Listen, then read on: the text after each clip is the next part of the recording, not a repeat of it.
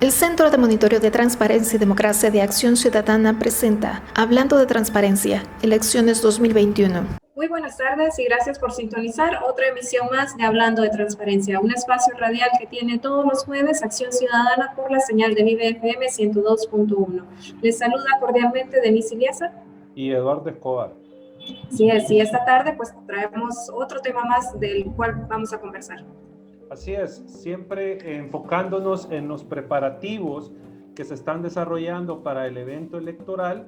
Esta tarde tenemos a alguien que es una voz autorizada y tiene experiencia en este tema de la organización de eventos electorales. ¿Quién nos acompaña esta tarde, Denise? Así es, esta tarde vamos a conversar con Fernando Arguello Telles, quien es ex magistrado del Tribunal Supremo Electoral. Bienvenido. Muchas gracias, Denise. ¿Qué tal, Eduardo? ¿Cómo han estado? Un gusto, como siempre, estar con ustedes. Acá me tienen a la orden. Gracias por aceptar la invitación y un gusto tenerlo en nuestro programa. Así es. Sí. Sí, bueno, y esta tarde vamos a conversar y hacer un análisis de los preparativos de las elecciones 2021 y para eso vamos a plantear un breve contexto de lo que vamos a platicar ahora. Denise, antes de hablar del contexto, solo recordarle a nuestros amigos a dónde pueden vernos en redes sociales y cuál es el número de teléfono para que ellos puedan dar alguna opinión sobre lo que Así es, nos pueden seguir en nuestras redes sociales, estamos en Facebook y en Twitter como Acción Ciudadana, en ambas redes, ahí nos pueden encontrar. Próximamente también van a encontrar el video de esta emisión en nuestro canal de YouTube y por supuesto estar pendientes del 7600-0600 que es el número de la radio. Ok, bueno, para comenzar la conversación, licenciado, queremos plantearle un breve contexto, como decía Denise, y esto es que mucho del éxito electoral, de un proceso electoral, proviene en buena medida de la adecuada preparación de las elecciones, acción que realiza la autoridad electoral. Por tal razón, el cumplimiento del Plan General de Elecciones, PLAGEL como se conoce, es una garantía de la debida organización del proceso electoral, en este caso por el Tribunal Supremo Electoral, lo que deriva en que se da una mayor garantía de respeto a la voluntad popular que se expresa en las urnas. Y en esa medida, pues para conocer más sobre estos aspectos es que conversaremos con usted esta tarde y para eso tiene Denise la primera pregunta. Gracias. Bueno, ex magistrado, de manera general, ¿cuáles son los grandes cambios que usted observa en el proceso electoral 2021 respecto a las elecciones legislativas y municipales desarrolladas en 2018? ¿Las elecciones 2021 serán más complejas que las de 2018? ¿Qué opinión le merece este tema? Definitivamente, van a ser más complejas que las de 2018 por un pequeño pero enorme componente, que es que va a tener elecciones al Parlamento Centroamericano. El Parlacen, recordemos que estamos hablando de una papeleta que van 20 rostros, dentro de los cuales va a haber un voto cruzado, un voto por rostro, a diferencia de lo que es Consejo Municipal. 2018, recordemos, solo hubo elecciones a diputados por la Asamblea Legislativa y diputados por consejos municipales. Hablar de que la papeleta de Parlacen se llevará a nivel nacional ya es una seria complejidad. ¿Por qué? Porque, digamos, San Salvador hablamos de 24 rostros por partido político, los que aparecen en la papeleta. Trasladémoslo a municipios donde están acostumbrados a revisar papeletas que solo tienen 3 rostros por partido político. Eso les pone muy complejo lo que es el desarrollo del escrutinio preliminar en campo. ¿Qué es lo que podemos recordar? 2015 también hubo elecciones a Parlamento Centroamericano. Si ustedes se recuerdan, en aquel momento, la primera papeleta que se tenía que revisar era la a Parlacen. Después continuábamos con diputados y por último consejos municipales. Eso tenía su sentido, su lógica. ¿Y qué es lo que decían? A mucha gente, muchos municipios, lo que les interesa es quién va a ser su alcalde. y están más interesados de quién va a conformar la Asamblea Legislativa, quién va a ser el alcalde que va a estar acompañándolo durante los próximos 3 años. Entonces, si ponían a revisar primero la papeleta con alcalde, tenían el temor del organismo electoral de que les dejaran tirado el resto de papeletas, lo guardaran y lo enviaran para el escrutinio final o definitivo. Entonces, por eso hicieron ese orden. Para este año se ha cambiado. Ahora este año primero van a revisar lo que es diputaciones a la Asamblea Legislativa y luego Parlacen, para dejar por último lo que son consejos municipales. Entonces, en cuanto a complejidad, sí, ese componente Parlacen lo vuelve totalmente distinto a lo que fue 2018. Sí es cierto que ya la expertise que puede tener el Tribunal Supremo Electoral en lo que es el conteo, ya con marcas de preferencia, voto cruzado y demás, es mucho mayor de la que se pudo tener en 2015, donde fue un proceso atropellado de última hora, que sale lo constitucional, lo envió cuando ya habíamos convocado elecciones, cuando ya estábamos en mediados de diciembre. Ahora los tiempos dan como para poder haber hecho un mejor estudio, un mejor análisis, y como ustedes pueden ver, también se ha venido trabajando el Tribunal Supremo Electoral en las capacitaciones en campo. Yo creo que llevan más o menos unas 3 semanas de estar capacitando a miembros de JRB. Lo que sí no nos podemos esperar es que esto va a ser rápido. Si bien es cierto, dicen que hay tecnología de apoyo, yo predeciría de que no estamos recibiendo lo que son resultados antes de medianoche.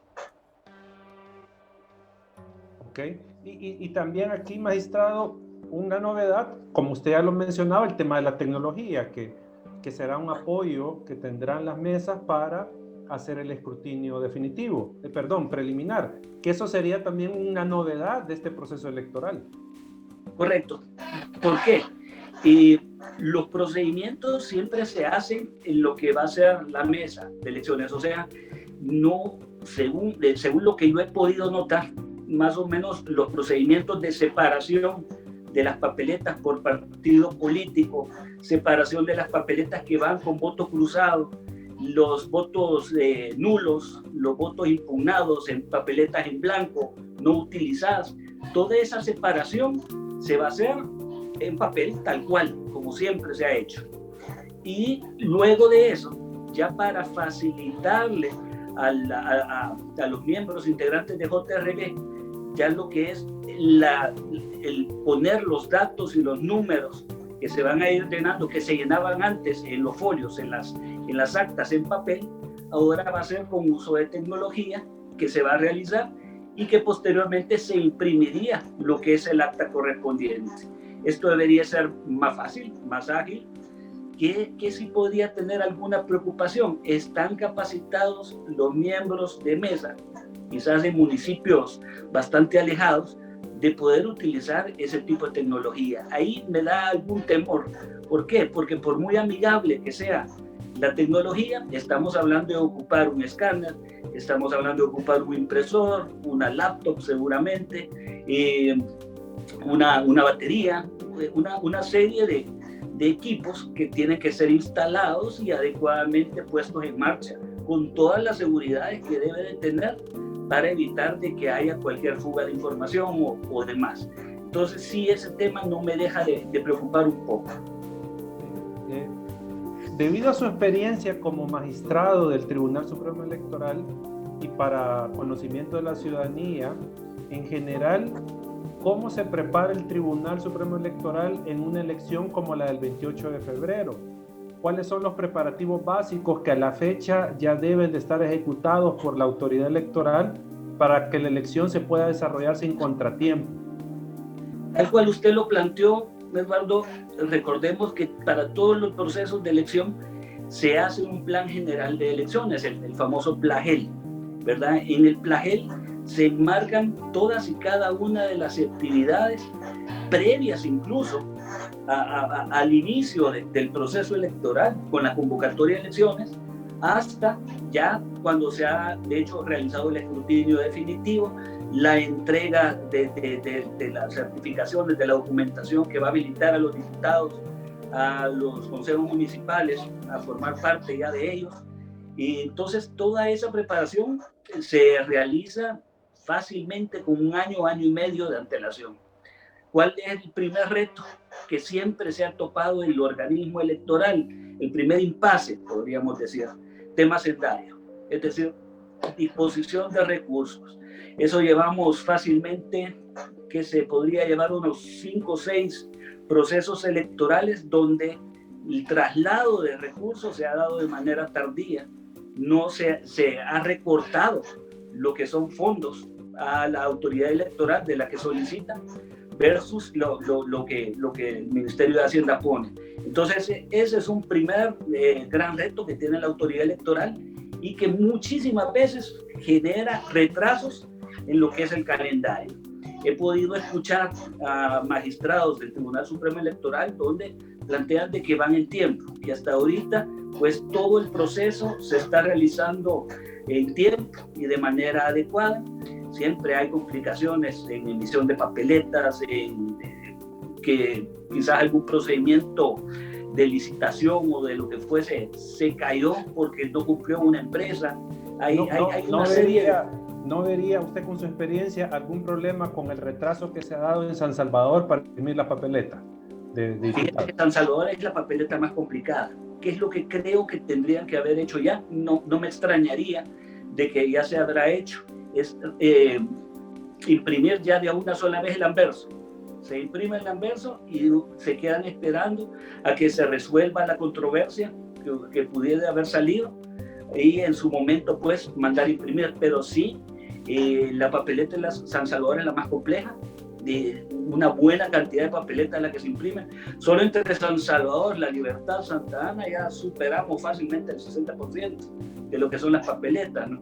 Entonces sí, esos retrasos a la Dirección de Organización Electoral los pone muy preocupados y pues buscando cómo superar estos problemas que se dan, que no son, tampoco podríamos decir que son extraños, porque los recursos y los procedimientos, a pesar de que se le ha dicho a la Asamblea Legislativa que tienen que tener un poco más de tiempo, no se ha dado. Yo creo que es importante pues adecuar esos plazos también para evitar que hayan retrasos de esta índole ya a un mes y medio de la elección. Bueno, gracias por esta respuesta. Vamos a ir a la primera pausa del programa, pausa musical. Regresamos en un par de minutos.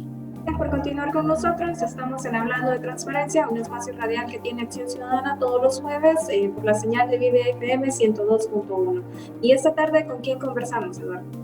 Bueno, en esta tarde estamos conversando con alguien que nos puede hablar con una voz autorizada sobre organización de elecciones. El ex magistrado del Tribunal Supremo Electoral, Fernando Argüello Telles. Estamos hablando sobre la organización del proceso electoral. Así es. Bueno, y también teníamos otra consulta. Como ex magistrado del Tribunal Supremo Electoral, sabiendo la importancia de contar con un organismo electoral fuerte e independiente para garantizar a la ciudadanía confianza en el proceso electoral, ¿cómo observa usted el desempeño del Tribunal Supremo Electoral hasta el momento, tanto en el tema de la organización del evento como en la parte jurisdiccional? ¿Podemos pensar que se está organizando bien la elección o a su juicio, por ejemplo, ha administrado el Tribunal Justicia Electoral de manera adecuada? Yo creería que sí. El proceso electoral se está desarrollando aún con todos los problemas de manera bastante adecuada. Quizás no es lo que la ciudadanía esperaría, porque vemos muchas ansias, muchos ánimos de que el tribunal resuelva las cosas al minuto, en el momento. Y usted sabe que hay procedimientos legales que están establecidos en el Código Electoral, en la Ley de Partidos Políticos, que pues evitan de que el tribunal pueda saltarse ese tipo de disposiciones como para poder resolver. Es decir, para poder iniciar un procedimiento sancionatorio contra determinado partido político u organización, en el caso de que existiese una propaganda anticipada o alguna disposición que fuese violentada del Código Electoral, de diversas formas, pues utilización de vehículos oficiales, hacer uso de su cargo como para hacer política partidaria, etcétera, etcétera. Muchas veces se dice, mire, el tribunal ha actuado de manera lenta. Yo creo que hay formas de que se puede mejorar lo que son esos tiempos y también hacer uso de lo que son las medidas precautorias que el tribunal puede poner.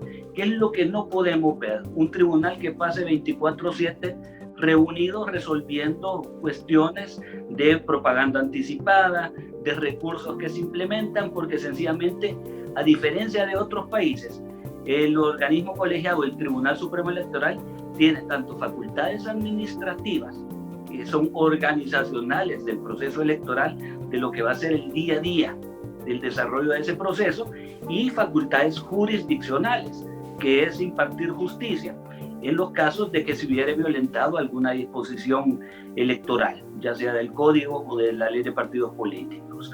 Entonces, esos 10 magistrados, 5 propietarios, 5 suplentes, no podemos decirle que podrían estar al 100% en eso. Ahí es donde se dan esas cuestiones. Ya luego de eso vamos viendo de que ya está la tinta indeleble, ya tenemos también, entendería yo, bastante avanzado lo que son la adquisición tanto de vehículos que se utilizan como la adquisición del equipo informático que se va a usar el día de. Entonces, ojalá la previsión fuera que todo vaya caminando sobre ruedas y que no tengan mayores impases. Y importante que se le deje trabajar al Tribunal Supremo Electoral, porque muchas veces las presiones políticas que se realizan en contra de los magistrados también pueden complicar lo que son los procedimientos internos mismos en la elección. Entonces, sí, es un proceso que se está desarrollando pues con normalidad. El llamado, al igual que como se ha venido haciendo siempre, creo yo que es importante realizarlo, hay que confiar en nuestras autoridades electorales. En las misiones de observación internacional siempre se habla, miren, ya Latinoamérica ya pasó más allá del fantasma del fraude.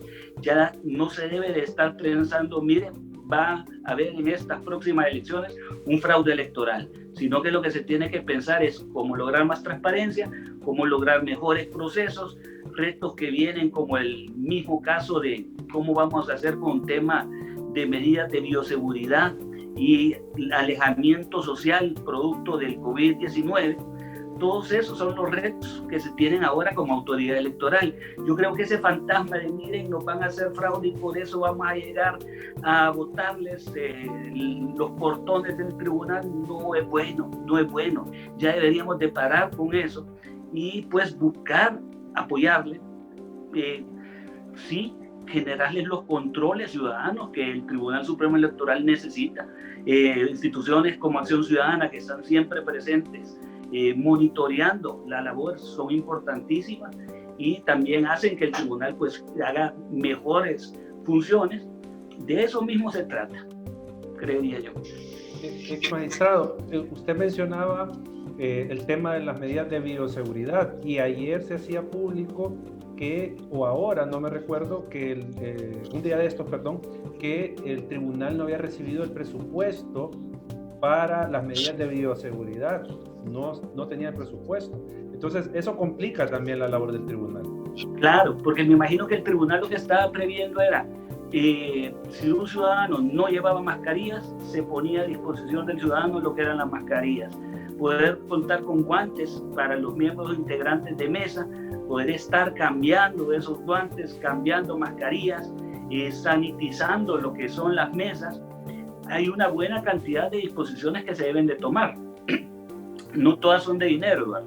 Porque también hay que buscar la logística que se tiene que desarrollar como para procurar de que los distanciamientos estén de buena manera, que se esté limpiando constantemente sin que se vaya a pensar de que están rellenando de papeletas, porque hasta eso nos vamos a complicar la vida. Van a llegar a sanitizar, digamos, donde está la urna de votación y seguramente va a haber que ir con todos y cada uno de los vigilantes de los partidos políticos, porque si no, no me diga, van a decir que hay fraude, ¿verdad? O sea, esos son los problemas que nos vamos a venir a encontrar en estos procesos electorales producto de esta epidemia. Ok. En cuanto a la inscripción de candidaturas se refiere, existen algunas de diferentes partidos que, según se ha conocido por misma autoridad electoral, han sido objeto de discusión porque no reúnen los requisitos que manda la ley ni la Constitución. Desde Correcto. su perspectiva, ¿qué opinión le merece las decisiones que ha tomado el organismo electoral para avalar algunas candidaturas que estaban pendientes de inscripción y que fueron tomadas con el voto de 3 magistrados? ¿Qué opina de las candidaturas inscritas que no cumplen con los requisitos de moralidad notoria o aparentemente no cumplen? Y aquellos que, por ejemplo, compitieron en otro partido y luego terminaron inscritos por otro partido.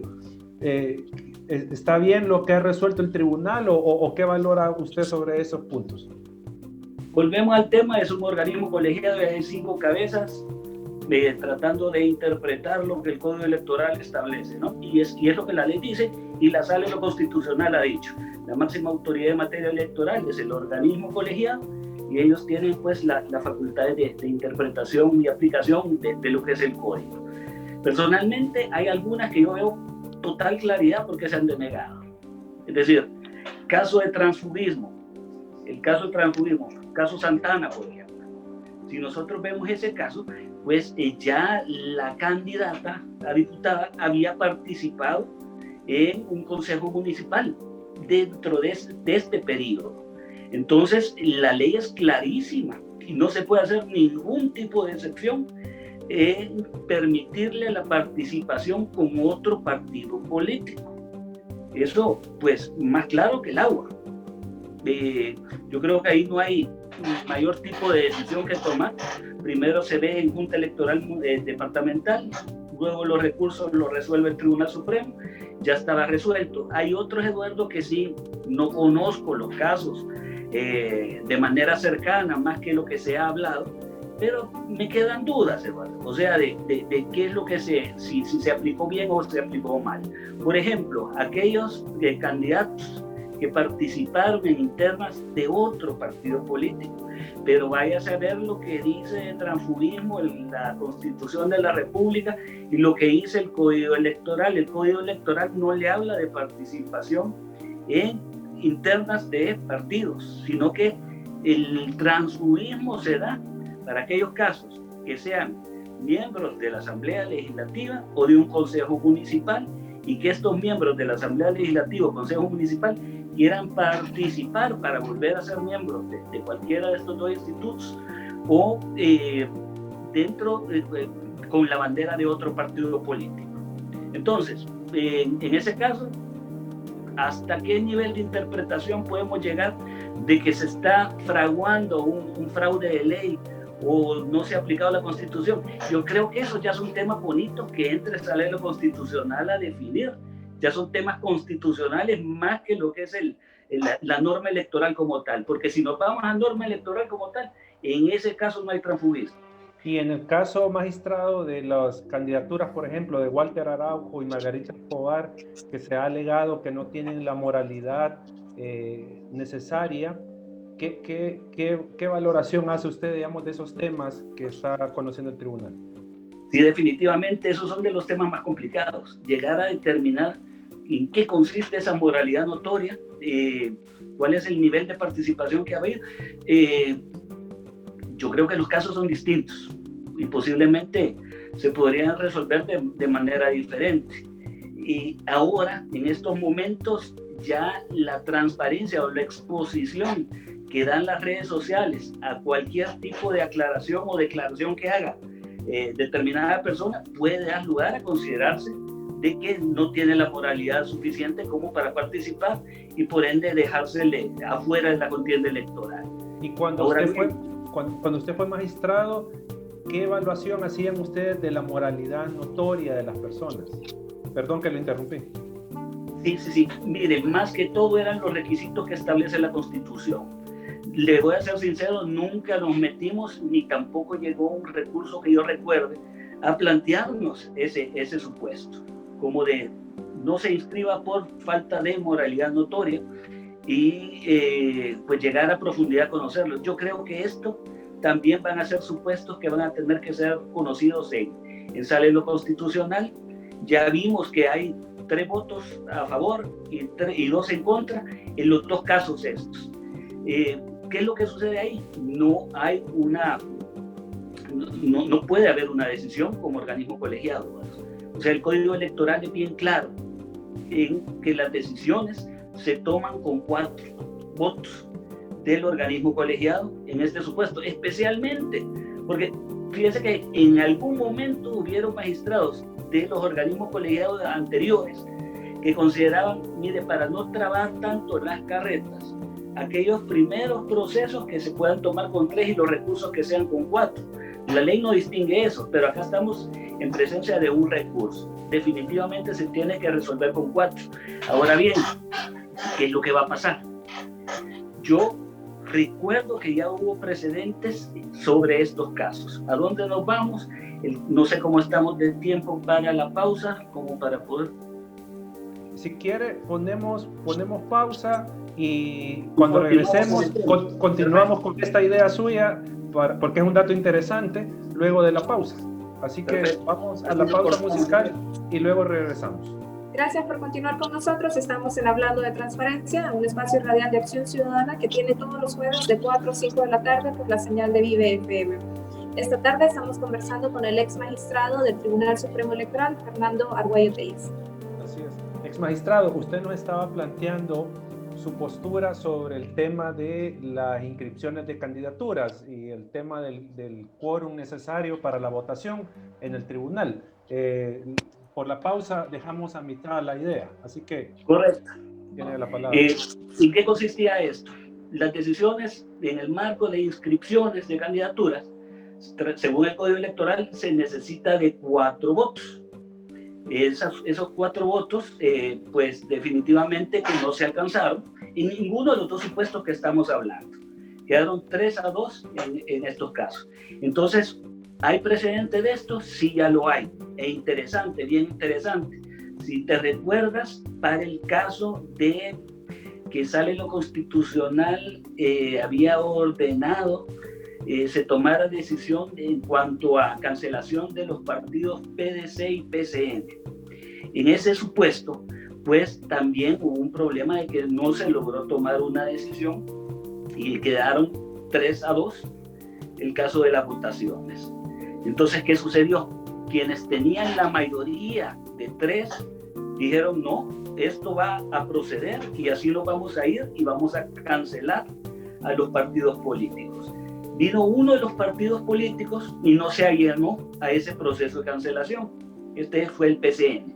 El PDC entiendo yo que se allanó y dijo, bueno, vamos a conformar un nuevo partido político y ahí es que nació el Partido de la Esperanza, en este caso, que luego volvió a ser el PDC. El PCN recurrió no ante Sala de lo Constitucional, el PCN recurrió ante Sala de lo Contencioso Administrativo. ¿Por qué? Porque no era un tema electoral que se estaba conociendo, sino que era un tema de quórum para una toma de decisión. Entonces, esa toma de decisión sí era un proceso contencioso que podía ser conocido por Sala.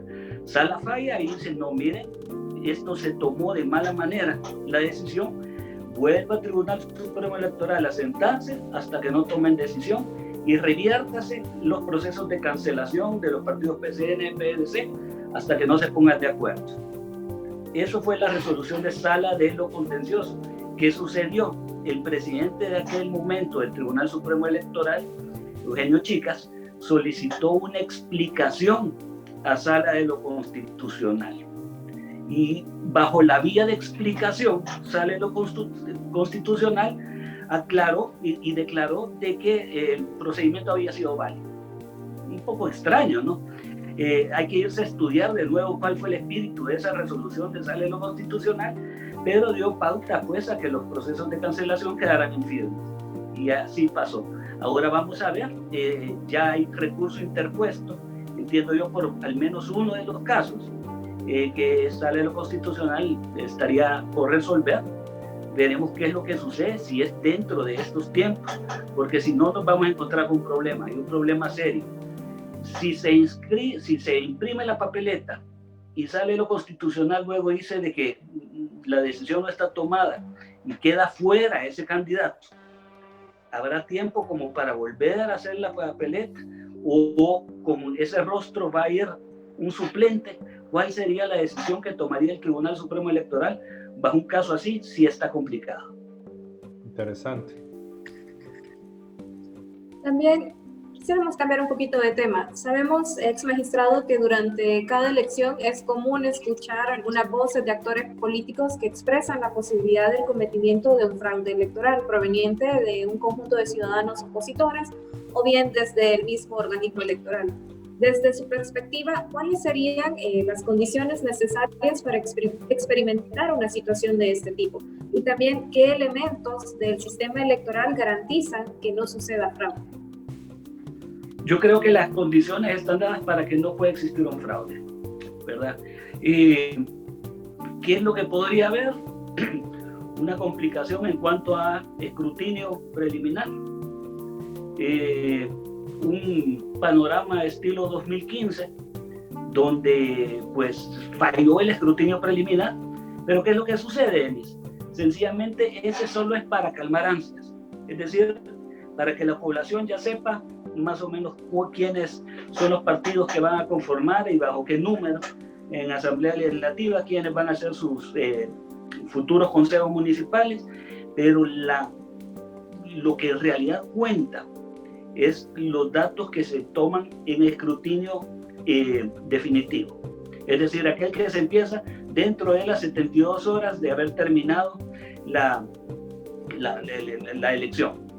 Entonces, si llegara a suceder eso, tenemos la garantía que las actas van a ir custodiadas por Policía Nacional Civil, Ejército, vigilantes de los partidos políticos, personal del Tribunal Supremo Electoral, y que todo eso se va a llevar al centro de escrutinio y se va a tener que revisar y realizar los cómputos ahí ya en un ambiente seguro, en un ambiente donde pues van a haber equipo informático suficiente, mucho más cómodo que es estar en un centro de votación, y que se va a sacar. Entonces no le veo ningún riesgo a que se esté pensando en fraude. Fraude ya no se puede hacer bajo estos supuestos muy, muy complicados. Hay muchos ojos viendo, pues.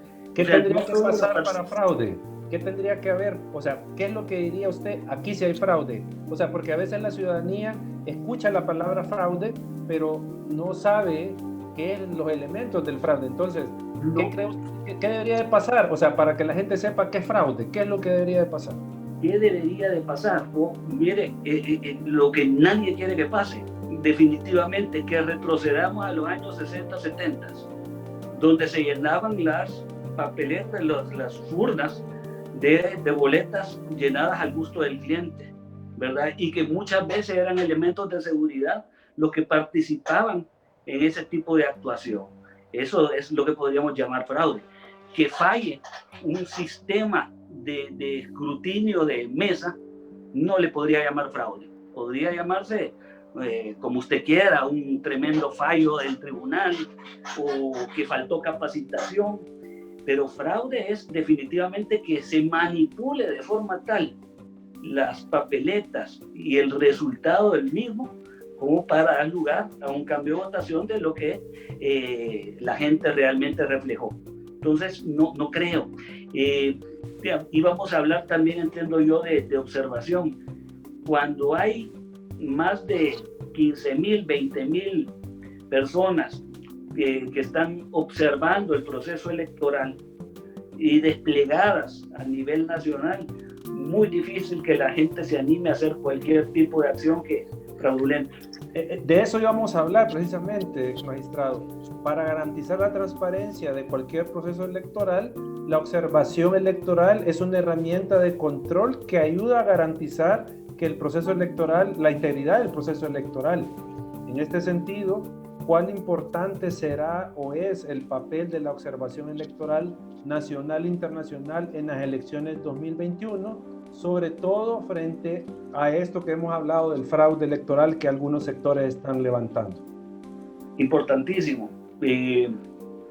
Si se recuerda, 2018 también hubieron, 2018, 2019, hubieron muchas voces de fraude, donde se decía, mire, el Tribunal Supremo Electoral está actuando de mala forma, ha hecho un acta que cambia los resultados, lo cual no era cierto.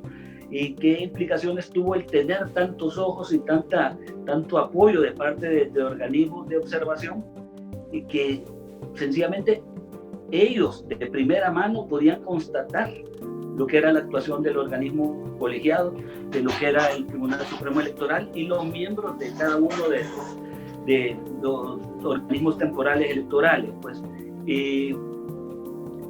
se les dio bastante apertura a todos.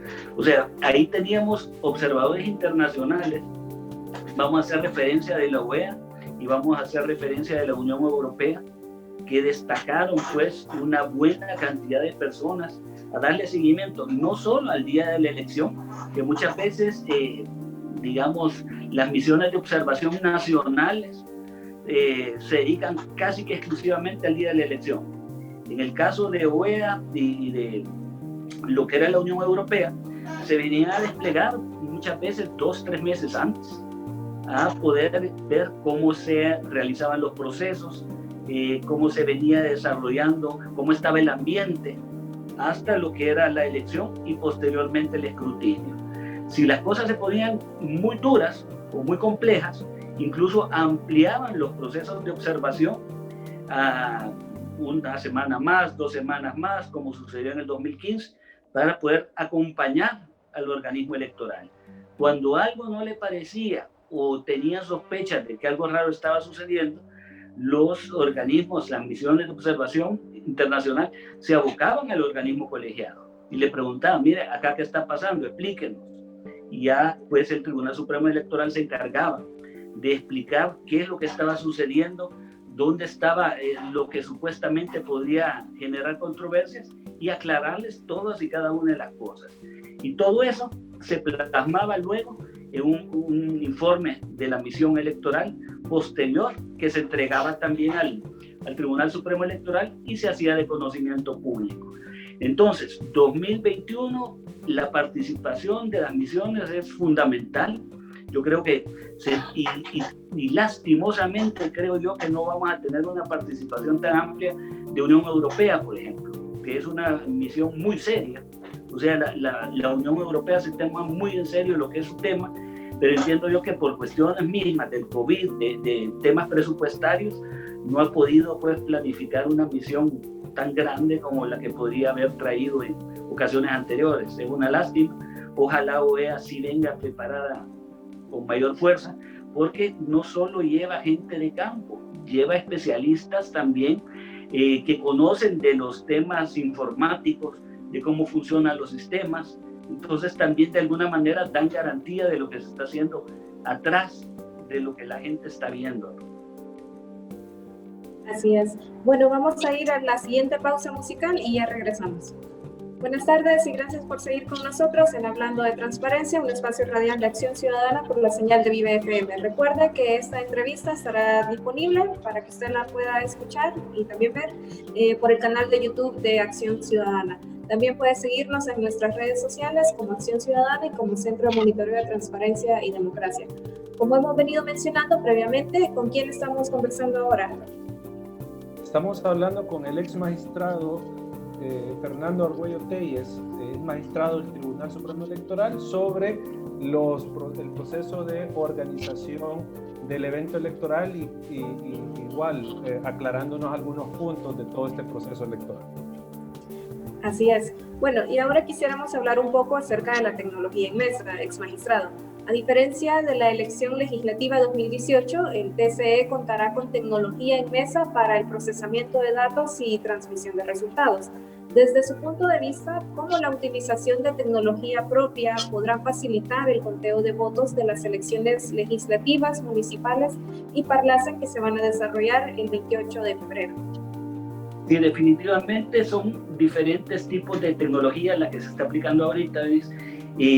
Esto también a raíz de una reforma que hizo la Asamblea Legislativa, donde puso la obligatoriedad de que tuvieran acceso a la tecnología adecuada, ¿verdad? Para los procesos electorales, para lo que era el voto cruzado mismo y las marcas de preferencia, aprovechando eso y de que sí se les dotó de más recursos a este organismo colegiado para el desarrollo de esos procesos, pues ahora se contará con mejor tecnología, podríamos decir. ¿Qué teníamos en el año 2018? En el año 2018 teníamos unos escáneres que nos había donado Corea, el cual única y exclusivamente servía para transmitir lo que era el acta que a mano llenaban los integrantes de la JRB, ¿verdad? Entonces, ellos iban completando, haciendo el proceso de separación de papeletas, como explicamos en un principio, ir contando cada una de las marcas de preferencia y asignándoselos a cada una de las personas que participaban, así como lo que era el voto cruzado. ¿Qué es lo que no se hace en mesa? El cálculo ya de cuánto le va a corresponder por la fracción correspondiente a cada uno de los partidos políticos. Es decir, el voto siempre es único. Hay una persona, un voto, y el voto se le da al partido político. La preferencia se le atribuye a determinado candidato o candidatos, ya sea que usted vote directamente por una persona de un partido político, por una o más personas de un solo partido político, o que decida cruzar lo que es su voto. Entonces, todo eso lleva su tiempo. Es decir, había de San Salvador, por ejemplo, había del folio A y después seguía el folio A1 hasta el A13. Es decir, como habían tantos candidatos por partido político, usted tenía que ir llenando cada una de las marcas de preferencia en donde le correspondía, donde era asignado a cada uno de ellos. Iba haciendo cuadritos hasta llenar 5 de 5 y luego eso lo totalizaba en lo que era el acta. El proceso era complicado. Ahora la tecnología, ¿qué es lo que le va a facilitar? En vez de ir haciendo todos esos cuadritos, lo va a ir metiendo directamente a la computadora y va a ser la computadora que se va a encargar de imprimir el acta ya sacada, podríamos decir de alguna manera, ¿no? Para facilitarle a los miembros integrantes. La primera de esas fotocopias o impresos se lo va a quedar el Tribunal Supremo Electoral y es el que se va a ir a lo que es el escrutinio definitivo. El resto se va entregando en el orden a Fiscalía General de la República, Junta de Vigilancia, los partidos políticos y todos los actores que ahí están. Entonces, sí esperaríamos que facilitara. Preocupación es que no sepan utilizar la tecnología. La tecnología es buena en tanto se sepa qué hacer con ella. Una tecnología, cuando no se sabe, causa unos problemas bien grandes. Eso lo vimos en 2 ocasiones en el caso de República Dominicana. En República Dominicana hicieron una inversión enorme en tecnología, porque no solo es que tuvieran las computadoras como para llenar el programa, sino que tenían lector de huellas, entre otras cosas. La gente no lo supo hacer y entonces eso fue un caos, ¿verdad? Fue un caos que casi les cuesta pues el cargo a los magistrados. Ojalá que haya habido tiempo de capacitar de manera adecuada y que esto pues camine de mejor manera. Ok. Cambiando un poco de tema, ya casi para ir terminando, ante la recurrente práctica de los partidos políticos y las candidaturas de pautar publicidad fuera del plazo establecido por la Constitución, desde su punto de vista, ¿qué será necesario que se implemente para tratar de corregir esto? ¿Habrá que reformar las sanciones que tiene la ley, incrementarlas o, por ejemplo, poner sanciones de que no se les dará deuda política? Y digamos, la pregunta que siempre sale, que usted ya contestaba al inicio, pero ¿por qué siempre el tribunal no ha sido tan eficiente en detener la propaganda anticipada? Son varios casos y lo que tú planteas al principio quizás por esa línea va. Yo no creería que la sanción que se tenga que poner sea tan solo pecuniaria. Es decir, los montos que se establecen, primero hagamos una diferenciación. Si tú ves cuáles son los montos que se le establecen a los funcionarios y empleados públicos versus a los ciudadanos, personas naturales y jurídicas, te sorprendería. ¿Por qué? Porque a los ciudadanos, a las personas jurídicas, empresas de telecomunicaciones, por ejemplo, televisoras, estamos hablando de sanciones, multas de 581,000 colones, pero ya estamos hablando de una sanción fuerte. En cambio, funcionarios y empleados públicos no te pasa de 5,000, 10,000 colones. Pero podrían decir, mire, sí, pero también va la remoción del cargo. Eso nunca se ha llegado, ni creo que se llegue. O sea, hablar de remoción del cargo del funcionario incumplidor es sumamente complejo por los candados mismos que el Código Electoral establece. O sea, le dice prácticamente, mire, primero es el funcionario inmediato superior a él el que va a interponer la sanción de destitución del cargo. Que el funcionario lo haga, quién sabe. Y si no lo hace, pues también a él se le tendrá que sustituir. Pero ¿quién lo va a hacer? El superior. Y si vamos sumando a eso, llegamos al ministro del presidente, si se puede. Entonces, ahí ya van temas de la ley del servicio civil y van temas también del fuero, que establece el Código Electoral mismo. Entonces ahí prácticamente que se vuelven nugatorias la implementación. ¿Qué se podría pensar? Sencillamente cancelación de partidos políticos incumplidores, tal es el caso de México, por ejemplo. Sanciones más fuertes, la no participación en los siguientes procesos electorales. Yo creo que ahí sí es pega donde duele a los partidos políticos, en donde les pondría a tener muchísimo más cuidado con las actuaciones, porque si no, es lo que va a pasar. O sea, es imposible controlar como autoridad electoral todas y cada una de las infracciones que se están dando. No se cuenta con los recursos, no se cuenta con el personal, los tiempos establecidos en el Código Electoral no dan para más. Entonces sí, posiblemente habría que ir pensando en otras alternativas más fuertes, como para poder hacer cumplir la ley de verdad. Ex magistrado, y ya para ir finalizando, desde su perspectiva, ¿por qué es importante la participación del electorado en las elecciones del próximo 28 de febrero? ¿Qué es lo que está en juego? Sí, como siempre es importantísimo que acudan a las urnas. La invitación siempre va a ser a que acudan masivamente. Primero, por lo que siempre se dice, aunque suene trillado, no dejemos que alguien más decida por ti. Luego están los ayes, los arrepentimientos de que me gusta tal candidato o no me gusta. Pues lo mejor es uno decidir y poder pues definir. Yo creo que es una obligación ciudadana, ¿verdad? Acá en la Constitución se establece como un derecho y un deber, ¿verdad? Pero sí es importantísimo pues que acudan, que es lo que sucede normalmente en estos eventos electorales donde es a consejos municipales y asamblea legislativa, que cae muchísimo versus a las elecciones presidenciales. Presidenciales podemos ver desde una participación del 50 al 70 y acá podemos ver del 35 para abajo. Así como andan los ánimos de la población, ojalá me equivoque, pero creería que va a ser bastante baja. Entonces hay que incentivar, hay que pedirle a la población que salga a votar y que no dejen que otro decida.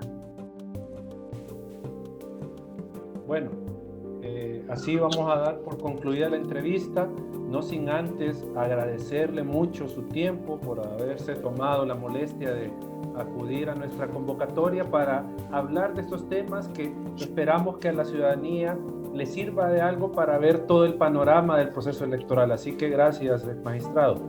No, gracias a ustedes y como siempre me tienen a la orden cualquier vez que quieran platicar, ahí estamos. Okay. Gracias, ex magistrado, y a ustedes por habernos escuchado en esta tarde. Les invitamos a que estén pendientes de las redes sociales de Acción Ciudadana y del Centro de Monitoreo, y nos volvemos a escuchar en otra emisión el próximo jueves de 4 a 5 de la tarde por Vive FM 102. El Centro de Monitoreo de Transparencia y Democracia de Acción Ciudadana agradece su sintonía al programa Hablando de Transparencia, Elecciones 2021, un espacio que contribuye a realizar valoraciones del proceso democrático de El Salvador.